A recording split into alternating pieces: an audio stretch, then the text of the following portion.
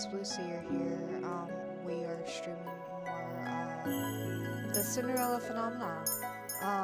We're still on Rod's route. We're doing the 2 chapters as usual. But if I get up in the middle, it's because I am in the process of cooking dinner currently. I'm making some soup with potatoes, veggies, and rice. So I'm letting, like, basically the potatoes boil right now. Once the timer goes off for that, I have to go drain and throw everything together into the soup base and heat that up, and then dinner will be done. But yeah, soup. It's because no one in my household is feeling good right now. Everyone's under the weather.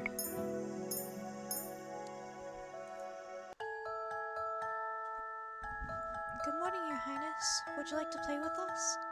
You want to play with me? Yeah, come play with us. We'll have lots of fun. Well, please, just for a little while? Maybe I can. Blue, what are you doing here in front of the gates? Mother. Good morning, Your Majesty. We were just wondering if the princess wants to come play with us.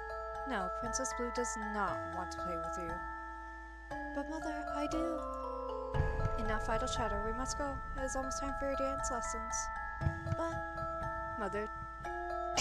Mother is just being like, oh, you're not allowed to even have friends. You can't have friends.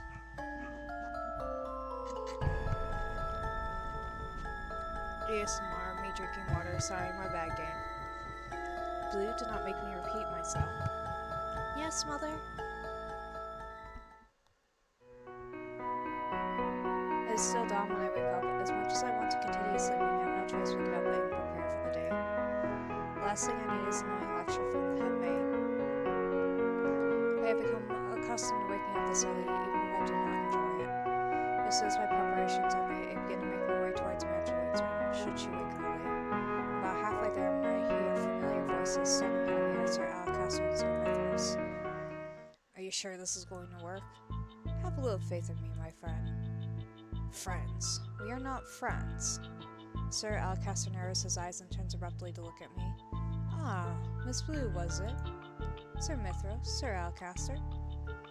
Have you been eavesdropping, child? He has no reason to be angry at me. If they're talking about something confidential, they should not have been openly talking in the hallway. I'm on my way to Princess Evangeline's room, sir. That is why I'm here. I coolly look at Sir Alcaster, who looks like he's about to pop a vein. I cannot help but feel satisfied at his reaction, and just a few steps he suddenly looming over me. I've never seen Sir Alcaster look so angry before. What is going on?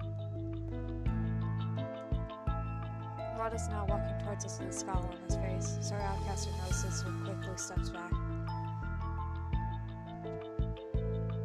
There was just a little misunderstanding, Your Highness.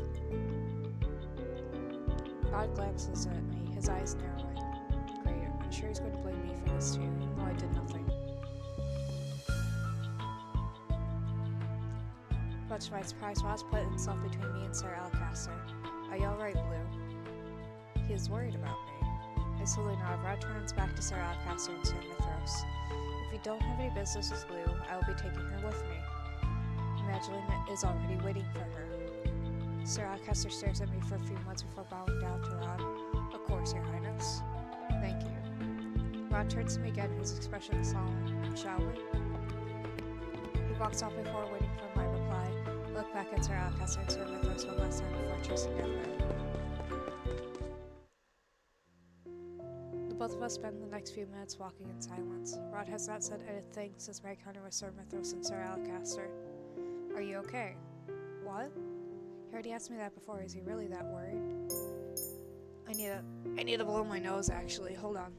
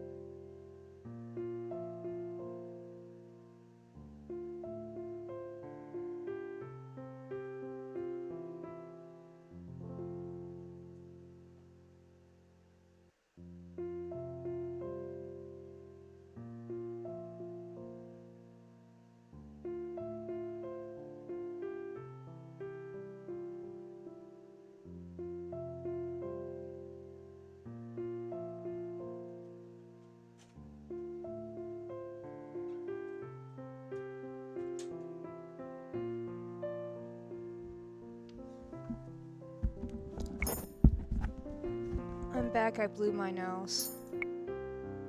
Although I am missing an item and I'm gonna have to go looking for that item because I don't know where it is. So give me another second. It looks like the potatoes might need to be stirred soon as well. Well, drain. Let's see. Let me check the timer.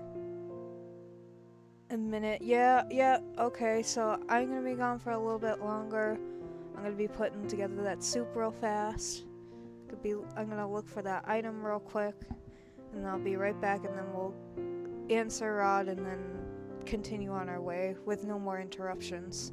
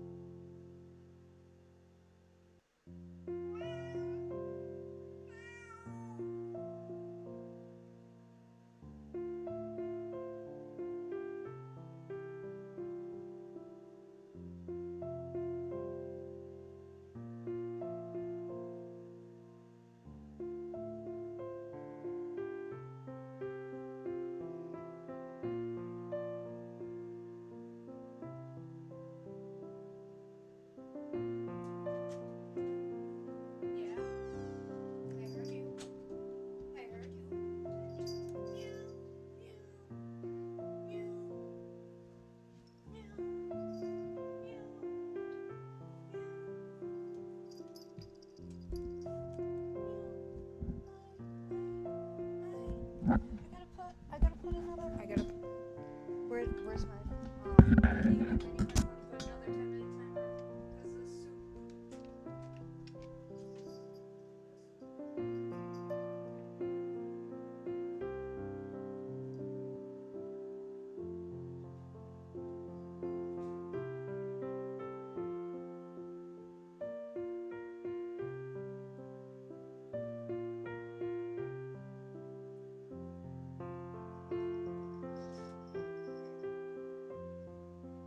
Slider, are you staying in or out? In or out?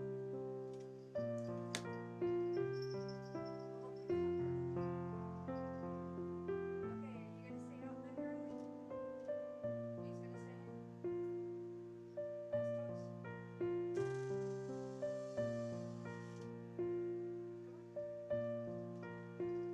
He's gonna stay in. Last choice.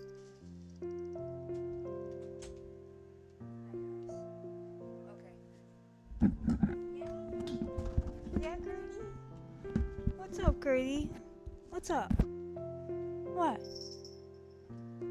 I have both my cats in here and I have the timer going for the soup, so when I get up again, it'll be me officially going and getting the soup and taking care of the soup. What?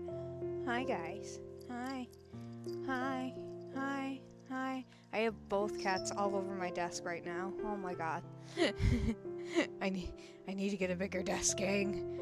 A bigger desk to hold both my cats and me at the same time. Hi guys.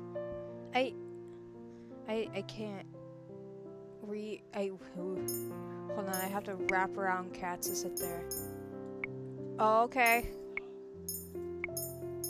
Okay. Aries, come on. And surprised by the look on Rod's face at my response, expression a soft sun like his usual scowl. Hi, yeah? Can I help you? Guys?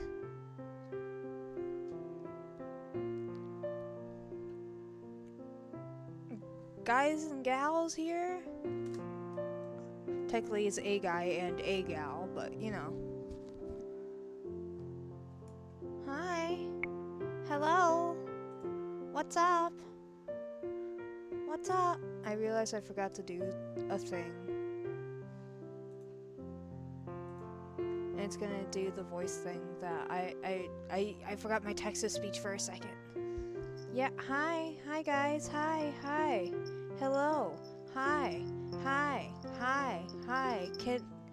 can I play a video game? Oh, Gary's, please. Listen, you can lay on my desk, but please watch where your overspill goes. Rod here is pretty worried about you, princess. Hi, yes, hi, girly. I can't press any buttons. I can't do anything. One cat has sat there and slowly trying to take over the keyboard. The other is sitting there and trying to take over the mouse. I'm having a difficult time right now. Yes. You would like to make things harder for me. Welcome to my channel. Nightbit. Welcome to my channel. D-bit. A coffee I get, but an e-bit. Gee. The text-to-speech is a little silly sometimes. Rod glares at Subby, his cheeks tinged pink. Subby chuckles. Sorry, Rod, your thoughts ring so loud in your mind that I can't help but say them out loud. It's not the first time Subby has told me about what Rod is thinking. Rod reaches out and pinches Subby's face, his scowl returning. Ah! Ow, I'm sorry, okay, but next time try not to think too loudly.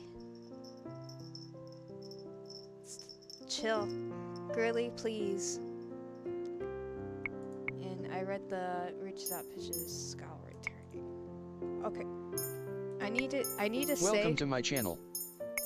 Hi, hello, hello, welcome. I am streaming Cinderella Phenomenon route. We're kind of winging it to see if we get the good or bad. If we get the bad, then we end up redoing it to get the good route. But yeah. If you see me sitting there stumbling a little bit, it's because I have 2 cats crowding my desk right now, and one is all over my keyboard, the other is all over my mouse, and I'm trying to play around them. Yeah, hi, Gertie. Can I have the mouse? Can I have the mouse? That'd be nice to have the mouse. You said that Evangeline was waiting for me. I didn't expect her to be up so early. Where is she? I lied. What? He lied to help me out of that situation. Why? Are you helping me? Because while you're here, you're my responsibility. I may loathe the role, but I will still uphold it. Besides, you don't need a reason to help someone in need. Help someone in need. I never heard Angela told me before that being good often involves helping others who are in need. Now I've helped you, I'll be taking my leave now. I have fencing lessons to attend. Rod starts to walk off and then stops and turns back to me. Don't get yourself into more trouble. I won't be there all the time to save you. I glare at him across my arms. I'm not some damsel in distress, Your Highness. I do not need your help. Rod snorts before turning away from me and walking away. Aries, please. Later that day, watching Evangeline finish her etiquette lessons, I could tell that the teacher was impressed with her progress. Evangeline is able to correctly name all the glasses and cutlery. She's not so slow a learner.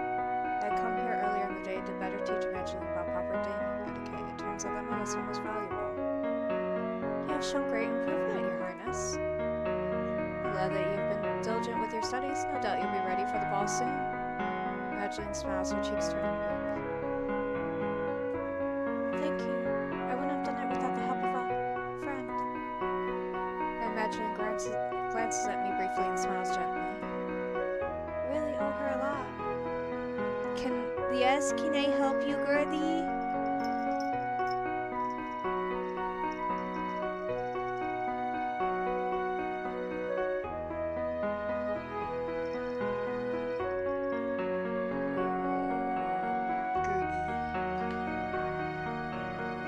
She wants her head petted so much. They both want attention, that's why they're all over my things. That is wonderful. I'm so glad you have such a dedicated friend, Your Highness. Friend? Is that really what I am now? For princesses do not have maids as friends. Royal does not mingle with commoners, especially not with servants. Mother told me that before. Okay, you want me to save, Aries? We're saving. We're saving again, because he said we're saving again.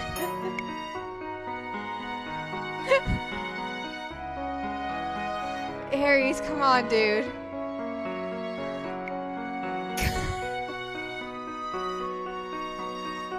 I don't need to triple save, Aries. I don't need a triple save. I don't need a triple save at this particular moment. Evangeline does not treat me as a maid, but she cannot possibly think of me as a friend. After the teacher gives Evangeline several books to study for the next lesson, she ends the lesson and excuses herself. Evangeline approaches me and grasps my hand. Thank you so much, Blue. I wouldn't have passed without your help. All I did was read the things your teacher taught you. But you're different. I raised an eyebrow at her. Different? I tend to get nervous in my lessons. My teachers are strict and intimidating. I cave beneath the pressure. Both you. Well, I feel more comfortable around you. It's probably because we're almost the same age and your lessons feel more casual. So thank you. I'm very grateful to you. She looks down to the ground shyly. I hope it's alright that we're friends. I furrow my eyebrows at her. Why would you even want to be friends with a maid? You're supposed to be making friends with the nobles, not the servants. Evangeline frowns so I can feel her deflate. She walks towards the window and sighs. I tried. They may not say anything, but I can feel them silently judging me. I wasn't born a princess. I feel that they judge everything that I do. They think as I smile too much, that I'm not regal enough. They feel that I'm too clumsy or too tearful. While Imagine definitely does not act like a noble, I cannot say that I blame the nobles for being skeptical of her. Being with them suffocates me. I do my best to act like a princess, but the way they all look at me, it's as if they're waiting for me to make a mistake. Then all they have is an excuse to jeer at me. Every girl dreams of becoming a princess, and yet this is not my dream. I really just miss being a normal girl. I miss my freedom. Okay. Soup time. I gotta go stir the soup and put it off the heat. Soup time. Soup time. Be right back.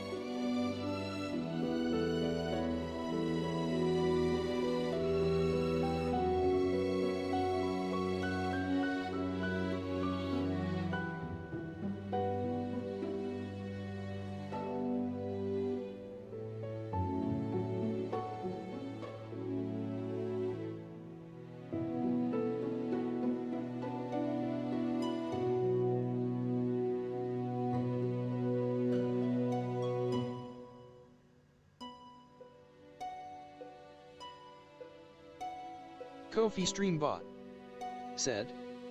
Visit blue_sears ko-fi page at https://ko-fi.com/blueser?ref ?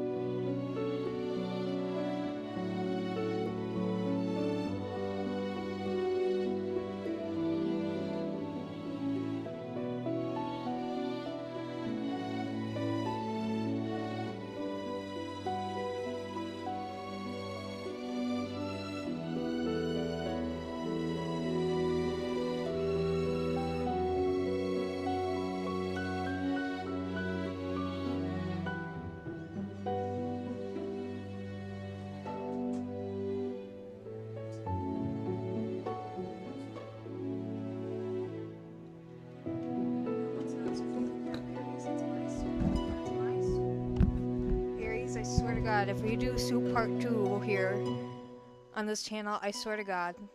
No. This is my soup. I'm hiding my soup now from you. You soup fiend. Hi. Listen, I love you, Aries, I do. But my soup is not your soup. My soup is my soup. Ah! Stop smacking me in the face. Listen.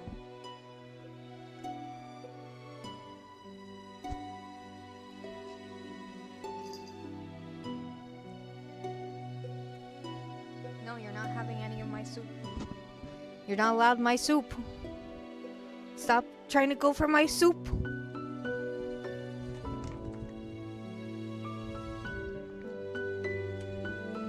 Man is desperately looking around for my soup because he can smell it, but he can't see it because I hid it. Leave my soup. Leave my soup alone. This is my soup. My soup. Why do you always have to go after my soup whenever I have soup? There's no... This is my soup. There's no reason for any of you to have my soup. This is my soup. You're crawling around like a bunch of rodents looking around for my soup. Stop it. Just like me, she's thrown into a world she was not ready to be a part of. Right now we have no choice but to fit in. Okay. I look at her thoughtful. I think I can understand what Evangeline is feeling. Just like me, she was thrown into a world she was not ready to be part of. Right now we have no choice but to fit in. She never wanted my title in the first place, yet accused her of stealing it. Have you told your mother how you feel? Yes, I love you both, but no, you cannot have my soup. Neither of you can have my soup. That is my soup. Imagine she said, no, not the king either. I don't want them to think that I'm ungrateful. You two, please.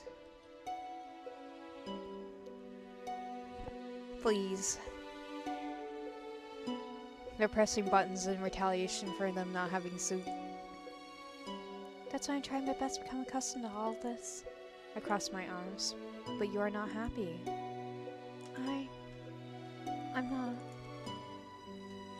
Everyone just assumes I'm happy because I smile a lot. She barely opens up to anyone, yet she opened up to me. Had I been given the choice before I was cursed, I never would listen to her. You should tell them how you feel rather than just keep it to yourself. Otherwise the stress will continue to accumulate on your shoulders. I wish I could be more honest with them. I really do. I envy you for being able to speak your mind. She envies me. Evangeline takes a deep breath and sighs. The frown fades with a sigh and is quickly replaced by a fragile smile. I'm sorry for ranting to you like that. I must have bored you with my story. I used to get so annoyed with her, but now that I've seen this side of her, I suppose she's not as terrible as I first thought. Oh, I know that Mother wanted to see me after my lessons today.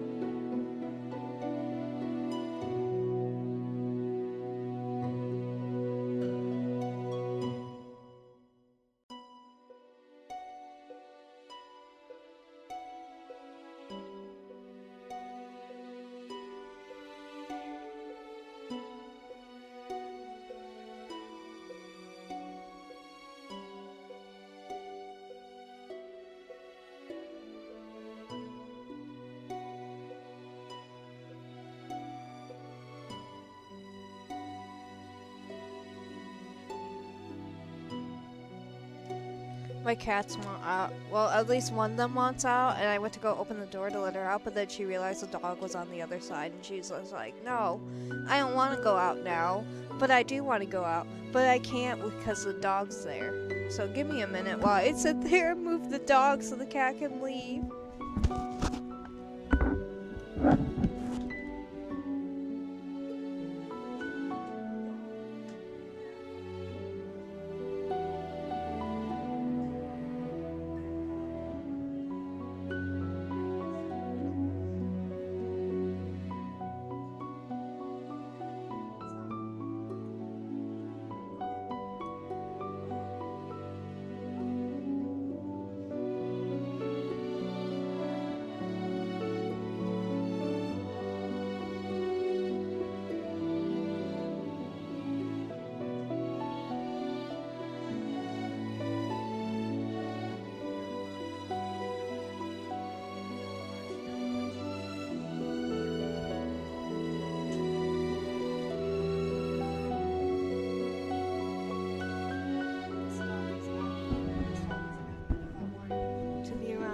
And the cats don't want to be around him because he sits there and he chases them around and barks at them and they don't like it.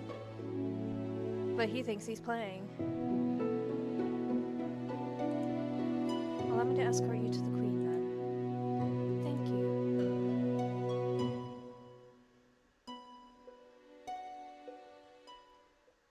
Days pass without any real conflict. I run into Sir Alacaster again in the hallways, but his eyes pass over me as if I'm something to be ignored.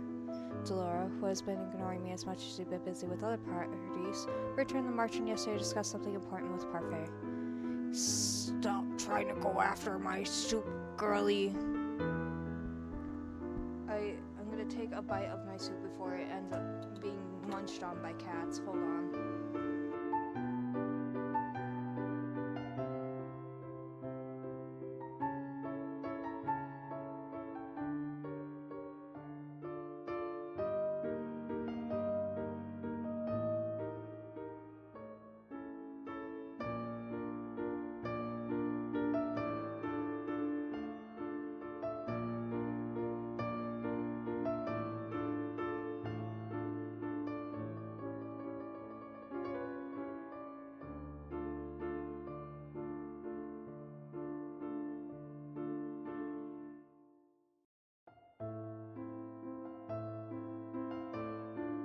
I'm so glad the soup turned out pretty good and the potatoes are tender like I hope they were.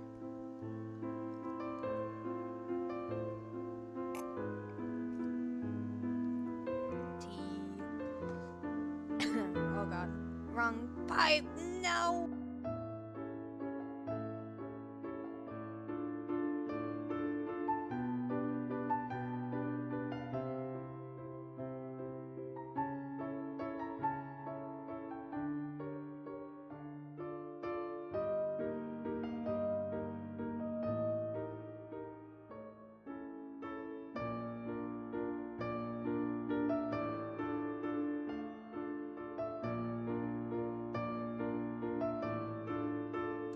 I'm so lightheaded. Oh my goodness. That coughing really just took me out from that. The tea's trying to kill me, it turns out. It's not as if she's been any help since she came here. She mostly stays in my room while I run around doing errands for Evangeline and taking on other chores as they are handed to me. Right now I'm headed to the palace gates as I hurry to meet Evangeline. She's going out of town to meet Victoria again. I was told to meet her here. Blue! I turn around to see Fritz walking in my direction. Ever since I told him to refer to me by my name, he has been stumbling over not using my title. I rarely see him, but when I do, we do not have much time to discuss anything. Can I help you with anything, Fritz? It's been a while. Have you managed to complete one of your good deeds? Days after I originally ran into Fritz, I managed to have a quick conversation with him regarding my curse. It's been a long time. 00_Ella. Welcome to my channel. Hello, welcome. I am streaming routes out for Cinderella Phenomenon. As you can see here, we're just going down a route path, and if it's a bad route, then we redo it, but do the good route. If we get the good route, then we just move on. But we'll see basically towards the end what we get here. It's been a long time since that conversation happened. Recently, I've barely seen Fritz. I hear rumors that he's been reassigned somewhere outside the palace. I show him my pendant and point at the piece of the second glass slipper. I managed to get one several days ago. Blue, that's wonderful. I knew that you could get one. Only 2 more and then I could break this curse. Ah, Fritz, Miss Blue, I did not think the two of you were acquainted. We both turn our heads at the same time when Mithras suddenly appears from around the corner, the usual smile on his lips. Sir Mithras. Fritz, I believe Sir Alcaster is looking for you. Right, sorry. Blue, I must take my leave now. Of course. Fritz bows to Sir Mithras before walking off, leaving me alone with Sir Mithras. Mithras does not say anything, but continues to smile at me. His staring is making me feel incredibly uncomfortable. Is there something on my face? Excuse me. I curtsy and start to walk off when Sir Mithras calls my name. Blue? Yes? I just wanted to thank you for your hard work and dedication to our princess. I look at him puzzled by his sudden gratitude.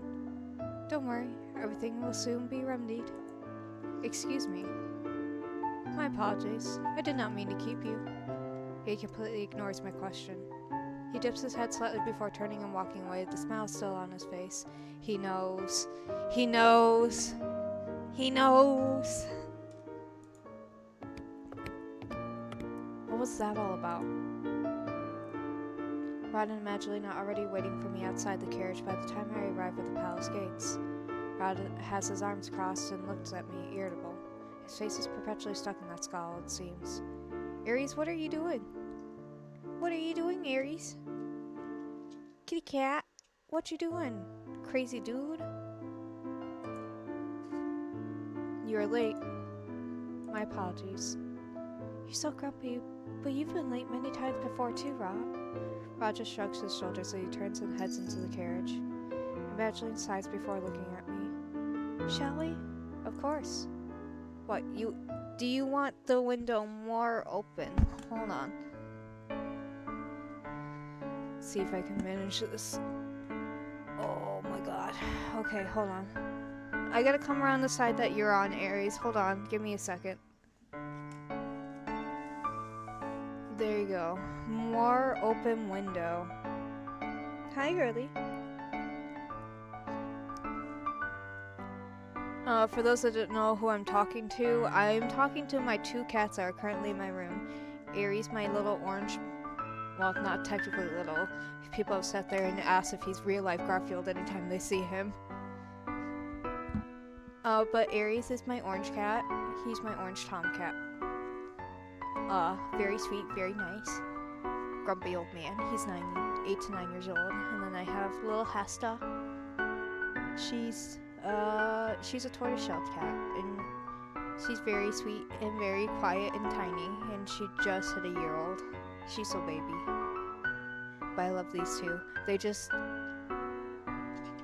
They're just being exceptionally all over me today because I had just woken up maybe an hour or 2 ago because I haven't been feeling well.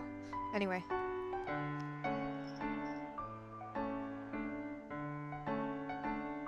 Man, playing this late at night? Dang. The 3 of us sit in silence as the carriage rolls towards the town. The knight assigned to guard duty is sitting out front with the driver, watching for any disturbances. Imagine glances forlornly out one window while Rod silently looks out the other as he rests his chin on the palm of his hand. And as Imagine pauses to glance at Rod every now and then, looking restless. Finally, she breaks the silence. Are you still mad that I asked you to come along to visit Victoria? You could have declined the invitation. Sorry. You could have declined the invitation, Rod. And if you would only tell me what happened between the 2 of you, I would do my best to remedy the situation. Rod notices me looking at him and scowls. He returns his moody gaze to the window. I have nothing to say, Em. But you used to be good friends with Victoria too, Rod. But then, ever since you were... Imagine stops herself by note that she's referring to his curse.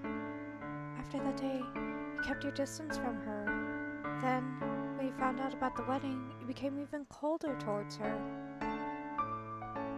Even Victoria's worried about you, Rod. She worries that she might have offended you somehow. Evangeline. There's a hint of warning in his tone. Is it possible that Victoria is related to Rod's curse, considering the timing? Evangeline opens her mouth again to say something, but then suddenly stops and returns to the window, her expression mirroring Rod's own gloom. Is Victoria Rod's... Like, is Victoria Rod's princess or something? Or, like, you know how in The Little Mermaid she had to, like, sit there and, like,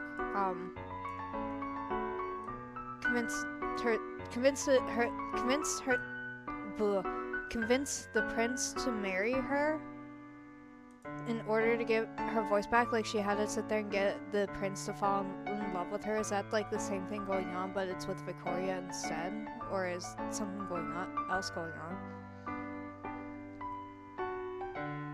Evangeline opens her mouth again to say something, but then suddenly stops and returns to the window, her expression mirroring Rod's own gloom.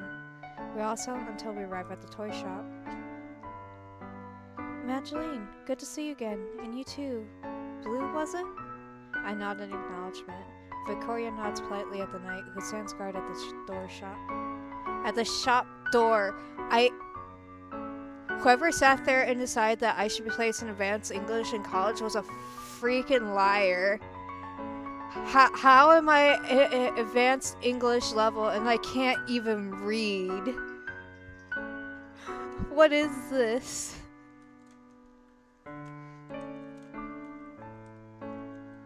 It's just the two of you today? Evangeline and I both turn around only to see that Rod has indeed vanished. Evangeline frowns, looking both bewildered and disappointed. He was right behind us. I will go look for him. Thank you, Blue. Just as I expected, Rod is leaning against the wall of an alley just outside the toy shop.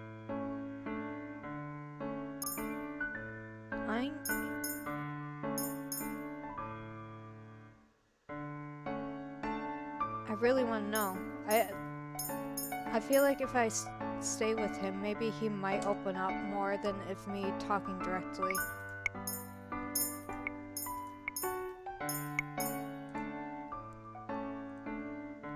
I can tell by Rod's stiff posture that anything I say to him will fall on deaf ears, so I move to stand next to him instead and lean against the wall with him. What are you doing? Keeping you company?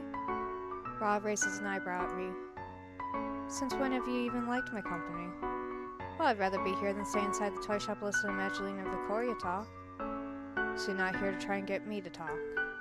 Well, it's not as if you would answer any of my questions. I've tried forcing you to talk and know how ineffective it is. But I'll be here if you do want to talk. Rod eyes me suspiciously. Since when did you start listening to others? When you are the personal mate of someone who enjoys talking, you learn to listen. Evangeline has been happier these past few months. I hate to admit it, but it seems to be because of you. Are you actually praising me? Rod looks away, his cheeks tinted pink. I knew I could get that motherfucker to talk if I just sat there and stood there. I knew I could get him to start talking. Alright, let's hear it. What's going on with you? What's going on with you and Victoria? I gotta know, gang. I gotta know what's going on with you and Victoria. Think whatever you like. I didn't know why, but for some reason I'm happy that Rod gave me a compliment. Princess Blue. Rod and I turn at the sound of a familiar voice. Waltz pauses in front of us with a bright smile. It's nice to see you again, Princess. Waltz, what are you doing here? Well, I was about to deliver a letter to the prince, but I guess that won't be necessary anymore. A letter. Is Lady Parfait asking for me? Not just you. She wants to see the princess as well. Me? It's been a while since I was last at the Marchen. Is something wrong? They need to discuss something important with the princess. Come to the Marchen tonight. Tonight? We're already here, so why not now? Waltz's eyes shift to our carriage. You're here with Princess Evangeline? Yes. Can't make her wait too long.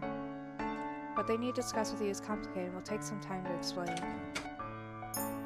Alright. Interrupted. We could have known what was going on with Victoria if we sat there and talked just a little bit longer, but Waltz had to run in and be like, yo, hey, you're needed back at base. The toy shop door opens and Magdalene stands in the doorway as she says her goodbyes to Victoria. Remember, tonight. These are Waltz's last words before he slips back into the crowd. Magdalene's visit with Victoria was briefer than I thought it would be. Now all of us are headed back to the palace. Rod has not uttered a word on our way back. I can tell that this is making Magdalene agitated. She continues to keep glancing at Rod expectantly. If you have something to say, say it. Magdalene stares at me. You obviously want to say something to Prince Rod. The only way to get your answers is to ask him directly. Rod does not turn around. As if he does not hear me, Magdalene clasps her hands and sighs. Well, I glance at Rod, who still persistently stares out the window, his eyes focused on nothing. He's pretending not to hear us. How immature. Rod, Victoria was sad that you weren't there today. She was certain that you stayed outside to avoid seeing her. What is going on with you? I'm not in the mood to answer your questions now.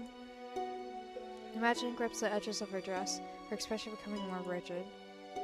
You've been keeping secrets from us ever since you were cursed. We don't even know why you were cursed or how to help you break it. Wait, the Risk family doesn't know anything about the circumstances of Rod's curse. I thought they told them everything, but all they know is that he's cursed? We're a family. We're supposed to help each other through problems. Magdalene's hands are shaking as she gazes at her brother. The carriage stops, and as soon as the servants open the door, Magdalene quickly steps out and rushes back towards the palace. Rod watches her go quietly, though his eyebrows are furrowed and he looks guilty. I silently shake my head at him before running after Magdalene. Magdalene stands in the hallway with her hands to her chest. She breathes slowly in and out as she's on the verge of tears. When she shows me behind her, she turns away and wipes her eyes with the back of her hand. I'm sorry for storming off like that. I was just very frustrated at Rod. I said something I shouldn't have said back there.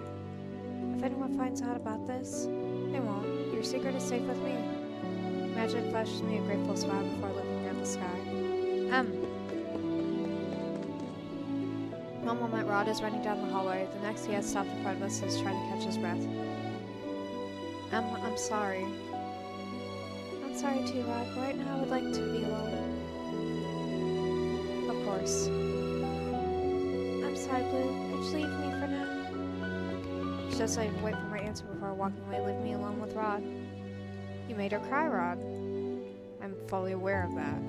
Why are you hiding your curse from your family? You wouldn't understand. I'm doing this to protect them. Protect them? Rod silently shakes his head. They wouldn't understand. Those are the last ominous words Rod speaks before rushing off, leaving me alone in the hall.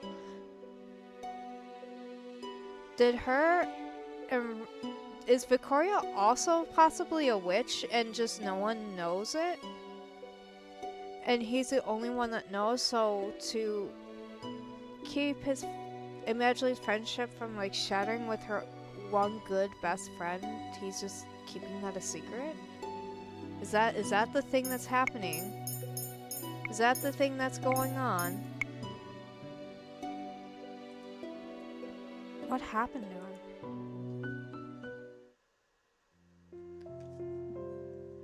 Huh.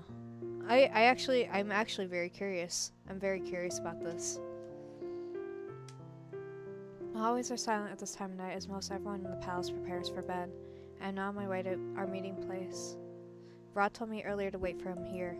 I had thought they would make me go to the march by myself after what transpired with Magdalene, but I was wrong. Magdalene was so upset today. I've never seen her like this before. I turned my thoughts back to marching and what Walt said earlier. I wonder what Parfait wants to talk with us about. Ugh. Hi, Ari. He's blocking my light here, so if my avatar just starts going wonky, that's the reason why. He's blocking my only light that I got. Yes, you are. Ooh. I feel my heart beating erratically against my chest. Why do I feel like something bad is going to happen? I realize I've been standing in the open for a while. Perhaps I should move. People might find my standing here suspicious? I start walking out, surprised by I feel a hand close around my wrist, pull me in the darkness. I open my mouth, but a hand muffles my scream. Shh! Rod! Rod's gaze is icy. He speaks quietly, but I feel the anger simmering underneath his words. What if someone just... Girl... Guys... Cats! What if someone saw you just standing there? Have you ever thought about how they might get suspicious? Guys, oh my god, okay, they're scooting around on my desk again. His tone is so accusatory that for a moment I cannot find my voice. But then he is right, I should have been more careful. Sorry. Rod stares at me, surprised. What? I never thought I'd hear you apologize, especially to me. Oh, well, at least I know how to apologize, unlike you.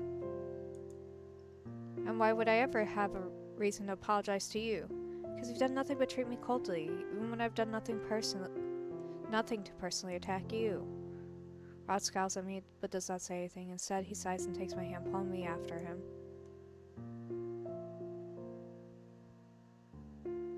What? Let's go before the guards see us. I have no energy to argue with Rod, so I allow him to pull me along. I'm sorry. What? He apologized to me. Don't make me repeat myself. I did not hear you clearly. There's one thing I know about you. It's that you're not deaf. Of course I'm not. Shh, someone will hear you. I glare at Rod, but he does not respond. Princess, your hand is really warm.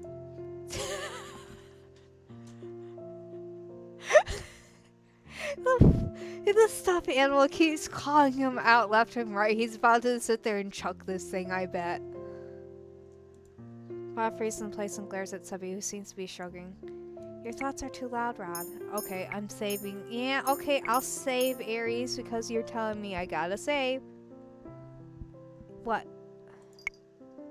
What? What? What are you doing, Aries? What are you doing? He's... Hi. Hi. Hello. Okay, he's getting up close and personal. Oh, Aries, please. You're literally bouncing on the chair, arm of the chair. You're literally bouncing on the arm of the chair. You're literally bouncing on the arm of the chair. Hold on, let me... Lap. Go and stop bouncing on the chair arm and just go and lap. Go and lap. Be lap cat. Okay. Ow. Aries.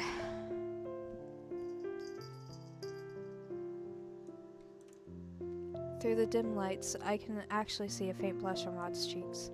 You are blushing. I am not. He lets go of my hand, starts to walk towards the secret passage with me trailing behind him. Look around and make sure no one is in sight before we both slip inside. I follow closely behind Rod in silence. My eyes move upward to the little bunny plush hanging on his shoulder. Subby, I've been wondering, have you ever talked with Rod's family as yourself? Rod suddenly stops Kofi Streambot said. Visit blue_sears KO5 page at https://ko-fi.com/blueser?ref=Twitch. I need to figure out how to make that just text.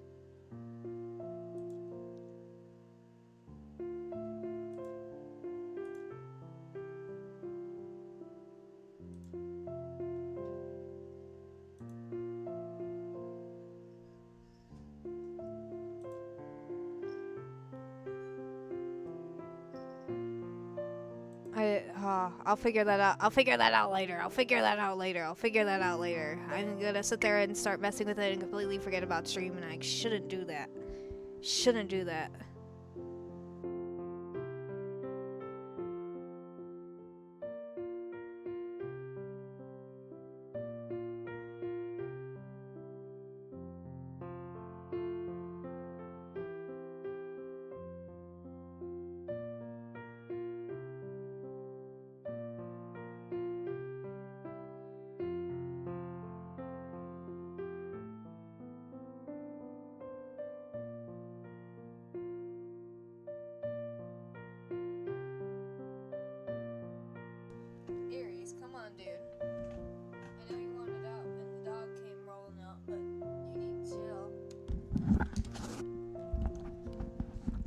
He's terrified, the dog.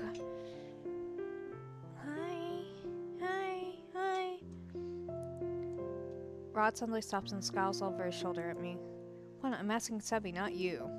No, I don't, Princess. Rod doesn't want me to talk with others since he thinks that I might say something unnecessary.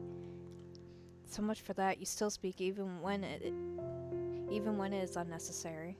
In the dim light in the tunnel, I think I can see faint pink in Rod's cheeks, but it's probably a trick of the strange lighting. Rod is right. Sebi has blurred out his thoughts more than a number of times.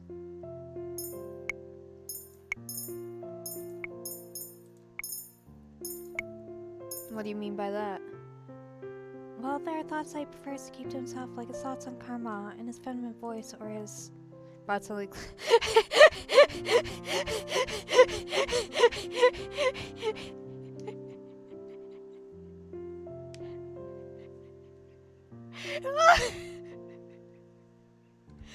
Calling around, he's just like, oh yeah, he thinks Karma's just mildly attractive in his female form. Oh, that's so funny. Rod suddenly clamps Sebi's face, and I can actually see the poor plush struggling to get away from his hold. You're crushing the poor toy. Rod glares at me for finally releasing Sebi. Rod can be so brutal at times. Every time he almost threw me out of the window for saying that one lady had a hideous dress. Rod glares at Sebi once again. He readies his finger to pinch him again, but Sebi hurriedly apologizes before Rod can touch him. Aries, not my power button. Thank you. Okay, I'll stop talking now. Rod sighs and continues walking. Rod, have you spoken with Imageline since that earlier incident? Listen, I love you, Aries. I love you. You need to chill out, though. You need to chill out. And no, you can't have my soup. You can't have my soup. That is my soup. That is my soup. Can't have it. It's mine. No. As much as I wanted to ask Miranda about his curse, I doubt that he'll divulge anything right now. I decided to keep my thoughts to myself as we head for the march-in. When we arrive at the march, Parfait and Delora are there to welcome us. The others, however, are nowhere in sight. Oh, it's been a while, Princess. Sorry. It's been a while, Princess. Thank you for bringing her here safely, Prince Rod. Where is everyone? They're all resting in their rooms now. It wasn't necessary that they be here for what Delora and I want to discuss with you. I'll be staying in the tavern then. Rod's about to head for the tavern when Delora stops him. You don't have to leave. What we're going to say involves you too, so you're staying at the palace as well. Rod looks at her curiously, but asks no questions. Parfait and Delora gestures over the set, where we all take our seats. There's something Rod and I must... Oh, Aries, hi! Yeah, hi! Hi, right in front of the screen. No, you can't have my soup. I know you can smell it and you want to try and get it, but you can't have my soup. That is my soup. That is my soup. That is my soup. That is my food, in fact. And you can't have my food. That's my food. There's something Rod and I must know because we're in the palace. I have a bad feeling about this. Before we start, I would like to congratulate you on your first good deed, Princess. Delora told me about it, and I could see the extra piece on your necklace as well. My soup! Stop! This is my soup. Stop it.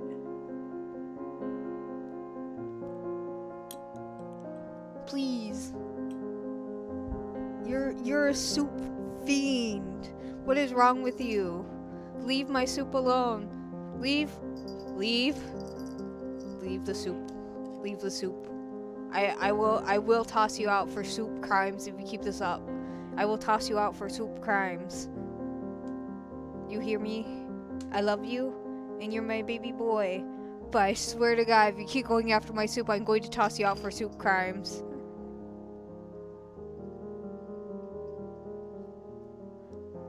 Parfait smiles at me, her eyes filled with pride. Her faith in me rekindles the dwindling confidence I had. If only you'd seen how happy Delora was when she announced it to us. You didn't even have to go into specifics, Parfait. Oh, are you embarrassed, Delora? She smiles at Delora teasingly before turning back to me. Anyway, I know you can do it, Princess. Only 2 more to go and you can break your curse. Yeah, keep up the good work, Princess. And you too, Rod. So what is it you want to discuss with us?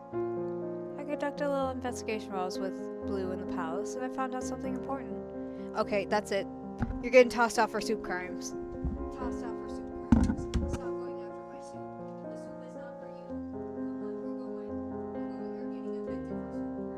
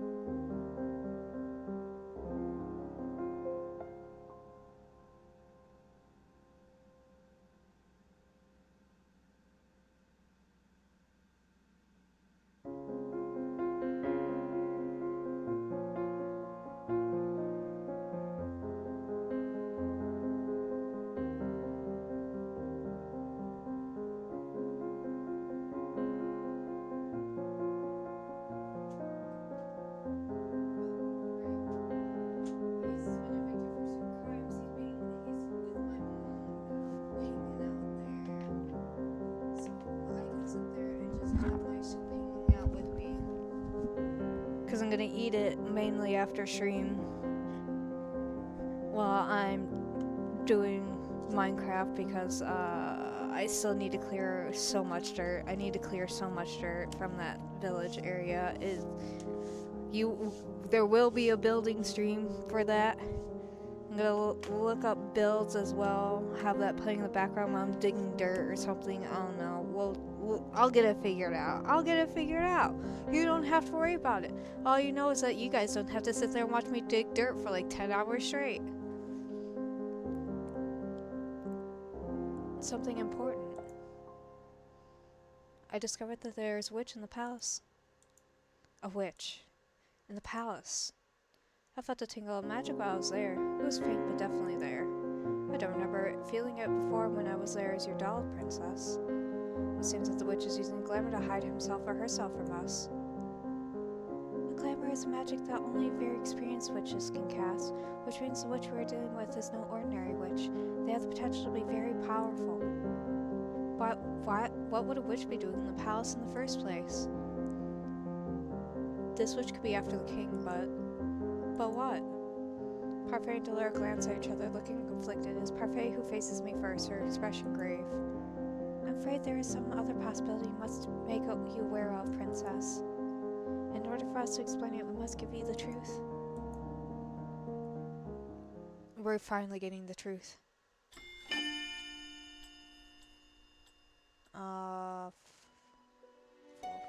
So chapter 7 is when I stop. Okay. Chapter 7 is when I stop. I'm trying to figure out which chapter. The truth. My only answer is silence. I shift my gaze to Roz, but he avoids my eyes. What is going on? Princess, it's very likely that the witch in the palace is looking for you. What? I cast a glamour on you a long time ago, so that you can remain hidden from magical eyes. I did it to protect you, but this witch in question can see through the spell I've cast on you. It's my belief they are actively looking for you. I close my eyes and massage the temples of my head as I feel a headache coming on. Wait, you said before that the witches want to see their curses unbroken, but this sounds as if they have another motive altogether. What reasons could they have for trailing me? The Terror Baron has been without a bearer for a long time, ever since the end of the war. A new bearer, however, will soon rise and the crystals are ready to support them. Some of the witches, the wicked ones, want to make sure that the Terror Baron continues to spread darkness, even with this new bearer in charge. Okay, but what does that have to do with me? Delora crosses arms, her expression grim. The title of the bearer is passed down from one descendant to the next. Princess, the last Terror Baron bearer was the late Queen of Anjil, your mother. I feel my blood go cold. What? As you are the queen's daughter, you are in the next heir. Come to your 18th birthday, you will inherit the title of Terror Baron Bearer. Mother? A witch? Impossible. Why would you spout such lies? I narrow my eyes at them, searching for some hint that they are lying to me. Zora and Pray never turn their sad eyes away from me. Brad glances at me briefly, but might turn away looking uncomfortable. Hildir, your mother and I used to work together maintaining balance, but then the witch hunt drove her mad and turned her heart to ice. But she never used any magic. I would have known if she was a witch. It's possible that you did it in the past, but then it seems you erased all your memories of her true identity. Zora was already able to ascertain that most of your memories of her had been snatched away. Hildir needed you to remain obedient, so that when you finally did inherit her role as a bearer, you would continue to do as she wanted. My thoughts feel as if they are spinning endlessly on an axis. The real reason I cursed you was to see if you are truly capable of goodness, Princess. Hildir's influence clung to you even after her death, and we feared that you would continue her previous work. Then Jill might once again fall into darkness if you are not able to help the dark emotions in your heart. So you cursed me because you were terrified of what I would do if I became the bearer, as I was. My only answer is silence. Now I understand why people hated me. It's because I am my mother's daughter. Could I help but reach out to touch pendants on my necklace as a feeling of dread washes over me? We know that there is goodness in you, Princess. We only want you to realize it by breaking your curse. Parfait sighs, looking guilty. It was selfish act on our part, I know. We could not risk another great war. They believed that I would plunge the world into a war? I turned around. I was yet to speak since the conversation started. Did you know about all this? Everyone knows the story of the Terror Baron Witch and her daughter. Everyone except me. I glanced down at my hand, suddenly feeling numb. I'm a witch. I'll become the Terror Baron's next bearer. Just the thought of it makes me sick. I think back to my childhood. I can still recall the glares that everyone gave me when I was a child. They were scared of me because I was my mother's daughter. And what about the king? Did he never love me because I was the daughter of a witch? But if that is the case, my mother was so wicked, then why did the king marry her in the first place? Hildir oh no. Hildir threatened to kill the woman that he loved if he did not marry her. She threatened to kill Ophelia. Ophelia? So the king has loved Ophelia from the very beginning? I clenched my hands into tight fists. After Mother died, he was able to reunite with his true love, and since then he has treated Magdalene Robb better than he ever treated me, even though I am his daughter by blood. I want to feel angry about this revelation, but so I feel a dreary emptiness inside of me. A heavy feeling begins to settle my chest, suffocating my heart. He never really loved me. Blue. Rod's voice snaps me out of my thoughts, and that is when I realize that a stray tear has made it down my cheek. Hi, Gertie. Hi. Oh. Shoulder tie? Want to hang out on the arm? The shoulder? No? Okay. Hi. I quickly wiped away with the back of my hand, angry at myself for showing weakness in front of them. You must be happy to see me like this. What? Your mother was made queen and you and your sister became royals overnight. It's like something out of a fairy tale, isn't it? You thought you had the perfect life until I came back into it. Hey, Missy! Missy, what are you doing? Going near the power button. Huh? Huh? Huh? Huh? Huh? Huh? Huh? Huh? Huh? Huh? Huh? Huh? She's being crazy. I never asked for this to happen, I just wanted to. Rod suddenly moves his hand to Sebby's mouth, muffling whatever other words Plush was going to say for him. What is it you want to say, Rod? It's nothing.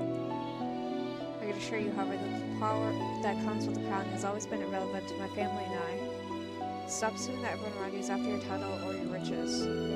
Did your time with my sister not teach you anything? I'm about to angrily retort when I suddenly stop, my heart sinking. I've already recognized that Magdalene is more complex than I thought she was, and she's also told me she never wanted to be a princess. My mother wouldn't have married the king if my father were still here. Dora looks between the two of us and sighs. And Harry, I thought your relationship had improved. Now it seems like it's back to square one. I crossed my arms, turned away annoyed. Do you have anything else to add, Parfait? If not, I'd like to return to the palace. Princess, stay vigilant and be careful about who you trust. Trust? How do you know whom to trust? How do you know whom I trust? Makes you even think I trust you? The anger that I was expecting earlier suddenly rises to the surface. If I know Parfait and Delore could be feeding me lies, playing with me the way Delore did when she first cursed me. I don't expect you to believe what we've told you. Perhaps it's not yet the right time to reveal everything to you. Please, you need to be careful. I stand up and look at them, my arms now hanging limply at my sides. How am I meant to trust anyone when all of you have been lying to me this entire time? Blue. If you don't believe us, then try asking him who Hilda truly is. I've even thought about asking him about Mother. Rod, you should watch your back too. It's possible that this witch in question could be plotting something against the royal family as well. They have been in the palace for a long time, after all. She looks at me and then at Rod, her expression somber. I won't be able to stay with you anymore. I had to pick up and leave a few days ago because it's certain he caught a trace of my magic. He probably already has. I understand. Anyways, Blue is right to return to the palace now. So when you notice your absence has gone much longer, you two should leave now. Let us know if you notice anything unusual. I will. We'll see you again soon, Princess. Remember, stay vigilant. Man. Rod and I leave the march in silence. Here in the secret tunnels, we are suffocated under even more silence, but still neither of us makes any effort to speak. I'm still stuck inside my own mind, sifting through my troubled thoughts. I cannot reconcile the fact that the wicked witch who led the witches during the war was my mother. I did not even realize how many people hated my mother until after she had passed, and they spoke about how cruel a queen she was. I never understood why, since she's always been the perfect person in my eyes. I never connected my mother with the terror Baron bearer. But what Parfait and Delore just told me makes sense. Was I living a lie all those years? Allowing my mother craft society remain cold and bitter even after she passed away? Until our Parfait said I meant to inherit the power of the terror Baron from my mother. I did not want that burden. I almost popped Rod's back and he suddenly stopped talking and turns around and looks at me with a serious expression. I cannot help but feel judged beneath the weight of that gaze. If you're going to tell me that you never wanted me as your partner because my mother was a witch, then I wasn't going to say that. What? I won't lie. The first time I saw you, I thought you were like your mother. You were cold, harsh, and selfish. I never wanted to have anything to do with you. That was why I was so against this partnership, but you've changed. Rod's expression softens. As you and Em have grown closer, I've seen that you are not like your mother. She speaks fondly of you. I can tell she really enjoys your company.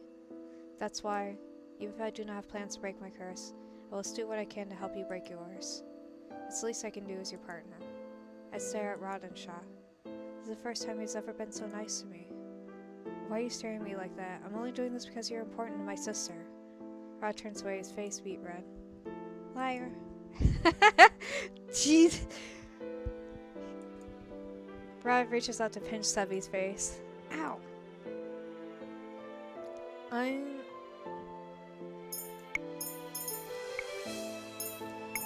going to thank him, actually. Thank you.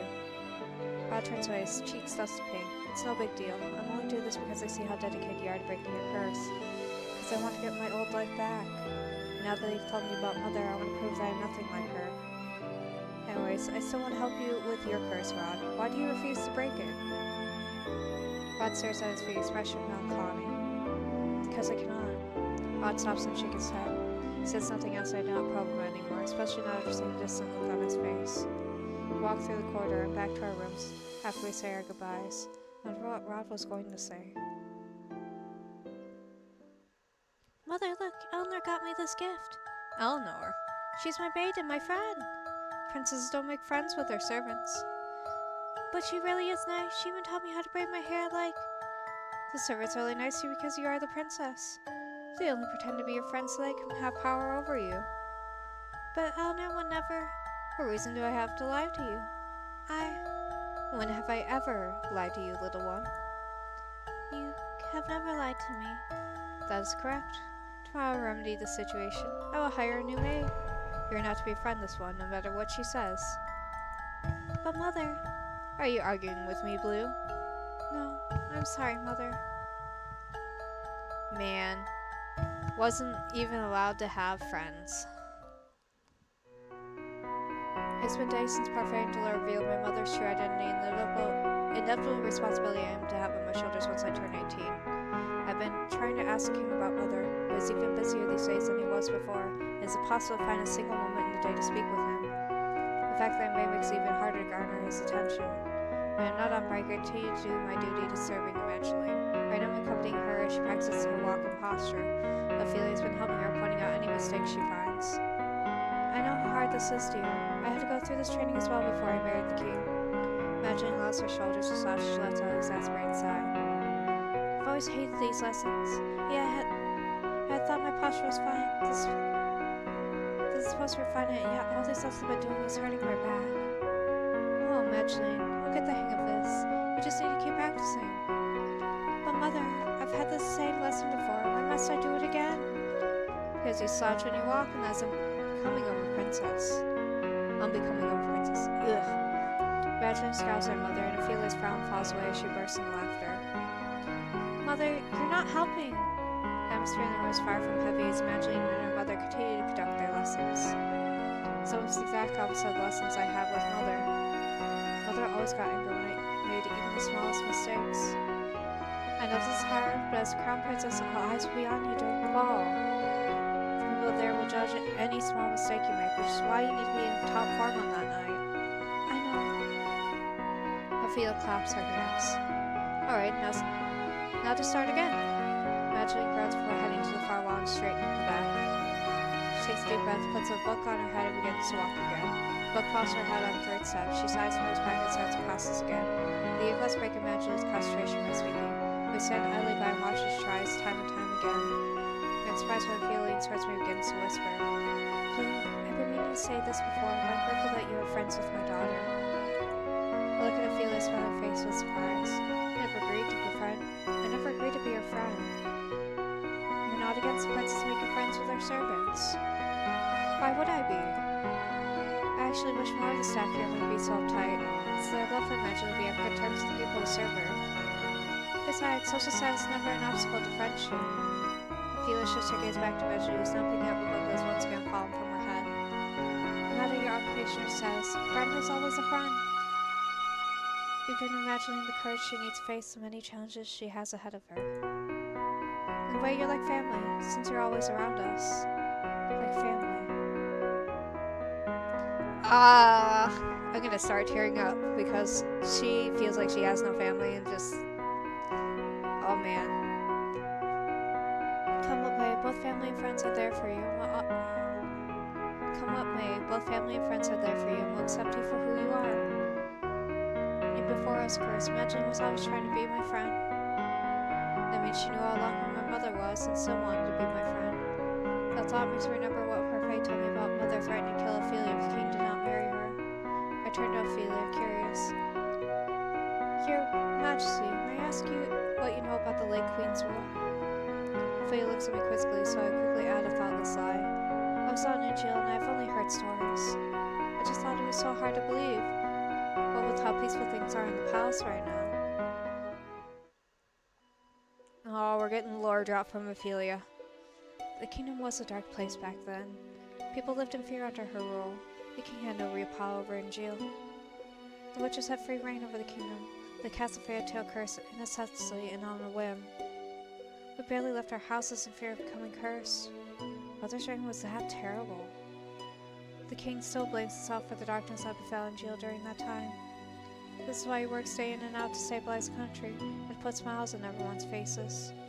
I remember long ago, how he told me one of the reasons he would always continue to work hard for this kingdom was because he wanted to make a brighter tomorrow for his children. Ophelia looks confused for a few moments and brushes off the awkwardness with a small chuckle. He actually... Oh... Hi, Hester, hi, yes, hi. Stop clawing at the computer chair. It's not a scratching post. Hi, Gertie. What, do you want out? Do you want out? Do you want out of the office? You want out?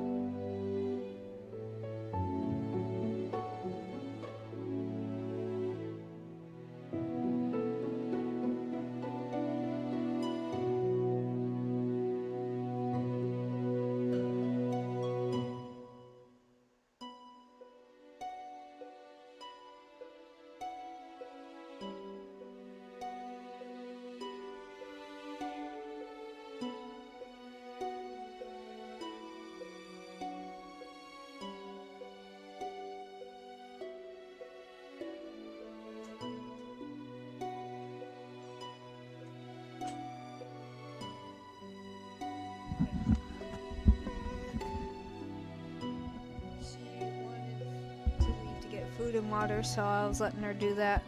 So now she's just hanging out. He helps the family in his own way.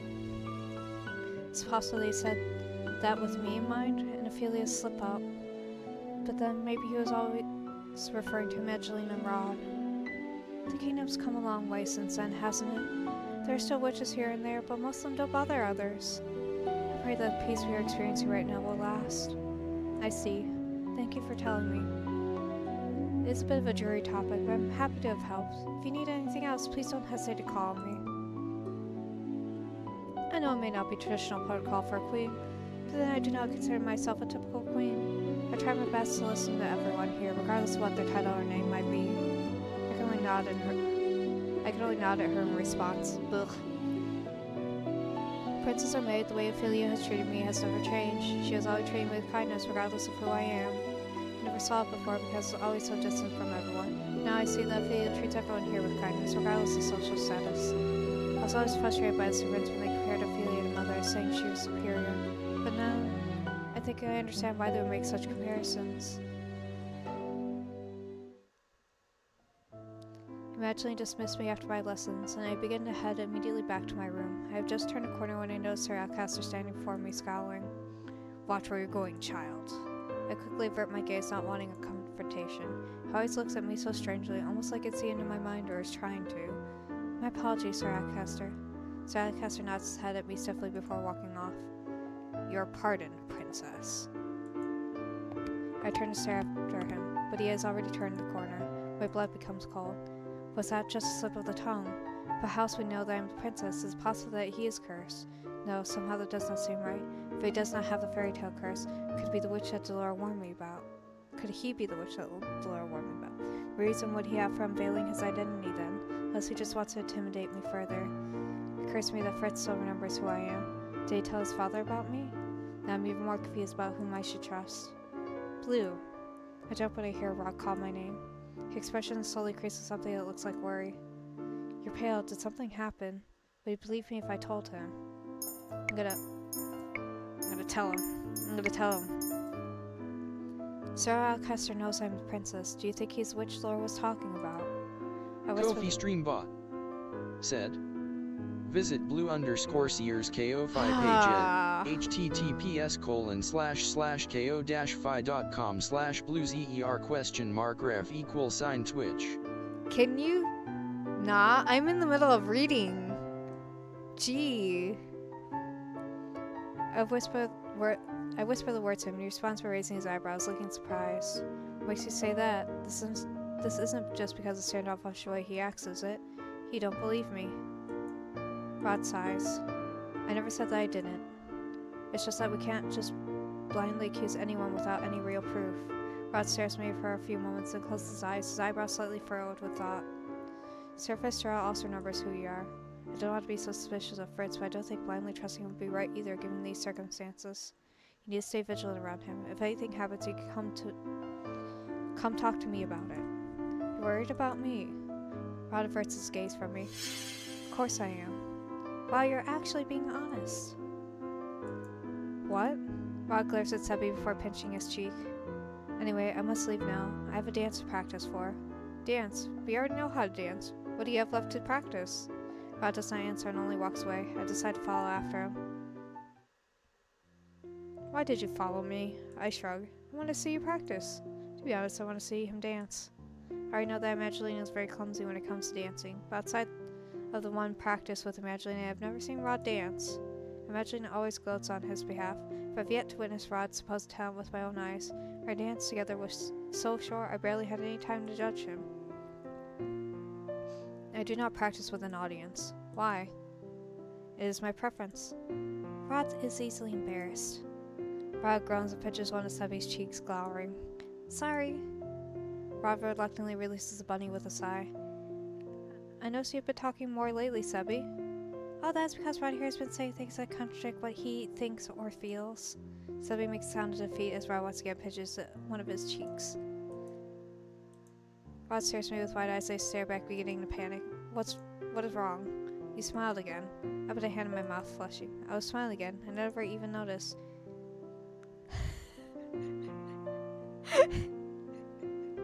Sebby's about to be deep fried at this point. It was a pretty smile, princess. Right, Rod? Rod quickly turns away, his cheeks slightly pink.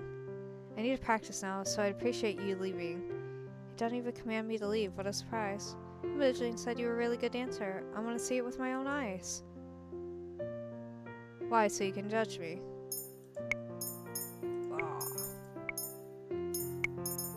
I'm not here to judge. Why else would you be so keen on watching me? I'm mostly curious. Curious? I want to know how good you really were. Then yes, you are judging me. I held out my hand and he stares, looking taken aback. I should not be scolded for only being curious, when it's just one little dance to prove how talented you are. Rod stares at me for a few minutes before reluctantly taking my hand. Fine, you better not step on my feet. Rod starts leading the dance. He glides us into the imaginary rhythm of a waltz. Even without the music, I'm able to count the steps in my head as I follow his lead. This is different from that short dance we showed Evangeline. Rod's movements are graceful, his touch gentle as he leads me into an underarm twirl. When I come to face him once again, I notice the gentle way he stares at me. The usual hardness of expression is gone, melted into something relaxed. I find myself staring back at him, looking into his gaze. Perhaps Rod does have some gentleness to him. Our gaze does not break as he twirls me. You have beautiful eyes. Rod's eyes widen as soon as mine do. He abruptly lets go of my hands and steps back.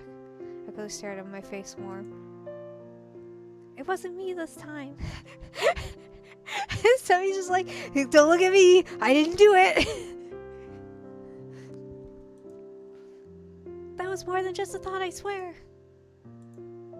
Rod says nothing, though his cheeks continue to darken with embarrassment. Oh my. Rod and I turn to look at Evangeline, who is hovering by the door. Excuse me. Rod quickly walks through the doorway and out into the hallway, leaving Evangeline and I alone in the room. What just happened? That was a wonderful dance, Blue. You were watching? I only just saw the last few minutes, but you know, the two of you really did look like a couple. It was sweet. A couple? Oh, you're blushing. I put a hand on my cheek and turn away with a scowl. I am not.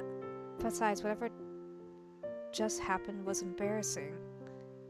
Do you like Rod? I stare at her. I do not. Also, you're forgetting that I'm a maid who could not be with the prince even if I wanted to. He's grumpy and cold. Even though we are not blood related, he's still my stepbrother. If only Evangeline realized how crazy her words were in the light of the truth. Exactly. This is your stepbrother. God. Evangeline suddenly looks starry-eyed as she giggles at me. Love knows no boundaries here, Blue. Besides, he seems to like you. You know what? I think love should have some boundaries at least. I think if you're sitting there and getting with someone who is overage when you're underage, that's a boundary. If you're getting together with your step-siblings, I think that should also be a boundary. I think there should be some reasonable boundaries, I think there should be some reasonable boundaries. Your brother hates me. Rod can be a contradiction sometimes. Sometimes he says the opposite of what he feels. It's only when you get to know him as well as I do that you realize what his truths are. I cannot help but think of somebody who always speaks Rod's thoughts aloud when they are contradictory. He was always so mean to Victoria when we were young. He would always bully her for being a crybaby, even though he cried far more often. But then I realized he treated her more special than he did anyone else. Back then I knew that he liked her. I thought that one day the two of them might even grow to love each other, but imagining that's all alongside, she directs her attention out the window. His attitude towards her has Nightmare changed. Ethan 8. Welcome to my channel. Hey, Ethan. What's up, gang? What's up? How you doing? Gang?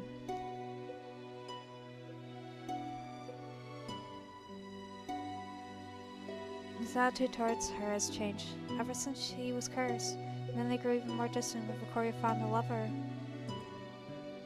Is that the reason why you have been going to the toy shop with Prince Rod? Because you want to bring them back together? Imagining nods. The three of us were best friends, the three musketeers. It's not the same without Rod. I keep on asking what's wrong, but he refuses to tell me. He's always been stubborn, but it's all like him to keep secrets. It's really frustrating because I have no idea what I should do to help him. I thought he was just being stubborn with me, but apparently no amount of prodding even from his own family will make him budge. Why is he being so difficult? I hope you do not make me asking. But what do you know about his curse? Regina stares at me for a few moments before nodding. You're my friend, Blue. I know that I can confide in you. I know that sometimes they're not trusting enough, but I think Evangeline is still far too trusting. We only know that he has the mermaid's curse. I've read the story so many times, hoping that I could figure out some way to break his curse. I think back and realize that I had actually read the beginning of The Little Mermaid a long time ago, but did not have a chance to finish it because I was caught by Mother. The mermaid is about a mermaid who trades her voice for legs, right? Yes, she does it so she can be with her prince. Rod's voice was taken away, but I'm sure he was given something in exchange. I heard that curses are derived from the original tales, but they are twisted in some way to fit the format of a curse. I nod slowly, thoughtful. I have a strong feeling that Rod's curse is related to Victoria, but I cannot draw the connection. Still, Victoria might be the key to understanding his curse. If Rod will not divulge anything, the next best chance we have of understanding his curse might be going through Victoria. And that's where we're cutting it. We're cutting it off there. We're ending it. Sorry, Ethan, you came right at the very tail end of the stream. You came at the very tail end of the stream, gang. I'm sorry to say that. Alright, I'm gonna save. We're gonna end it here. And we're gonna do 2 more chapters next time. And see how that goes. Or we're gonna do all 3. Because I think when I hit 7, I do all 3 all together at once. Since the last of the chapters usually rush together pretty fast. But we'll see. Anyway. If you like what I do, follow me on Twitch at blue_seer. Catch me there, usually 6 p.m. EST is when I stream, around there, yeah. And then,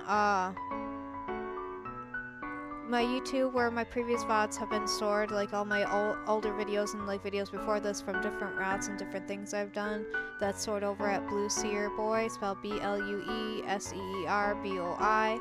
Go check me out there. Maybe give me a like and follow there. I appreciate it if you did. Thank you so much for joining me, and I hope you have a lovely day, evening, whatever time of day it is for you. I'm not sure. Whenever you catch this. Anyway, thank you so much for joining. You guys have a lovely time. Bye-bye!